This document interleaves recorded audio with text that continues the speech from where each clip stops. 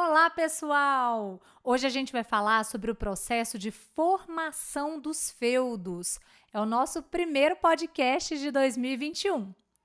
Bom, para falar a respeito da formação dos feudos, algo que muita gente já ouviu falar, mas não sabe nem direito o que significa, a gente vai precisar voltar lá no finalzinho do período da antiguidade, da Idade Antiga, lá no grandioso Império Romano. Bom, esse mapa mostra a maior extensão desse império. E o que acontece é que é nessa época que esse império vivia uma crise muito complicada, uma crise escravista, uma crise militar.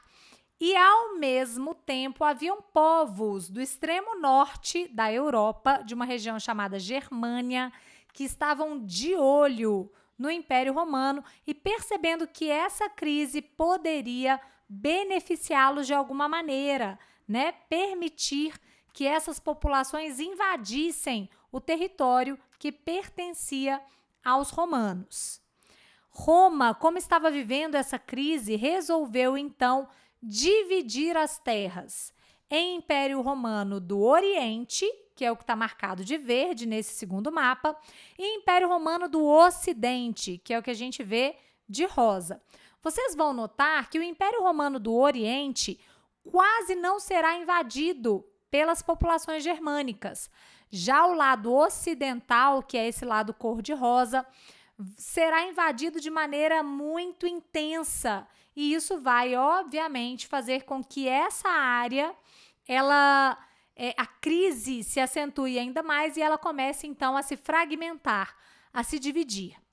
O Império Romano do Oriente durou mais praticamente 1000 anos.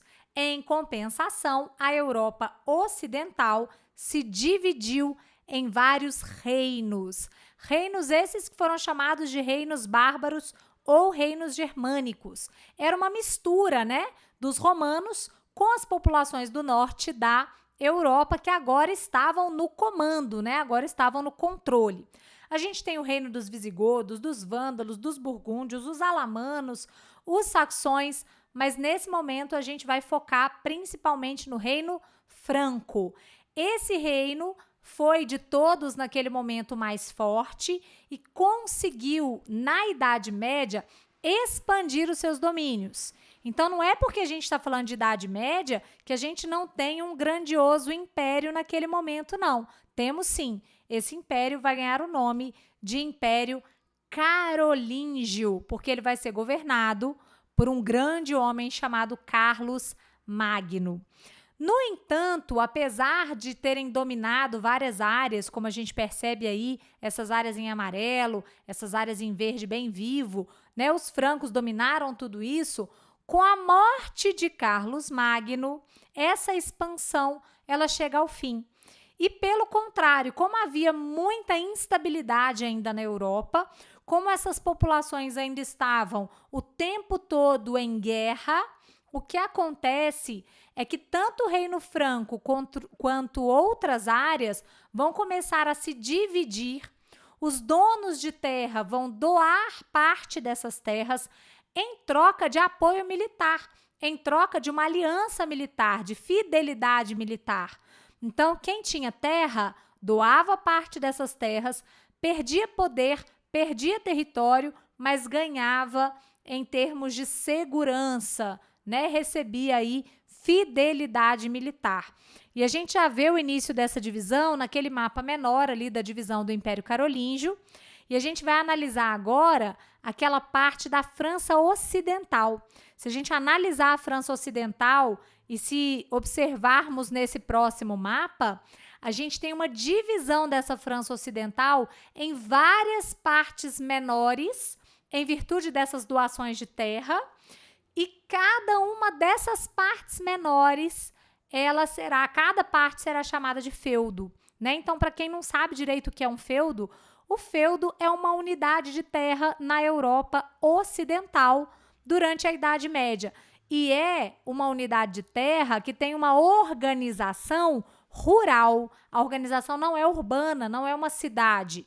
É como se fosse uma grande fazenda. Quando a gente passa para a próxima imagem, a gente consegue visualizar melhor esse feudo, visualizar melhor essa fazenda. Qual é a grande diferença do feudo para a fazenda? Na verdade, tem várias, mas talvez a principal seja a existência de um castelo.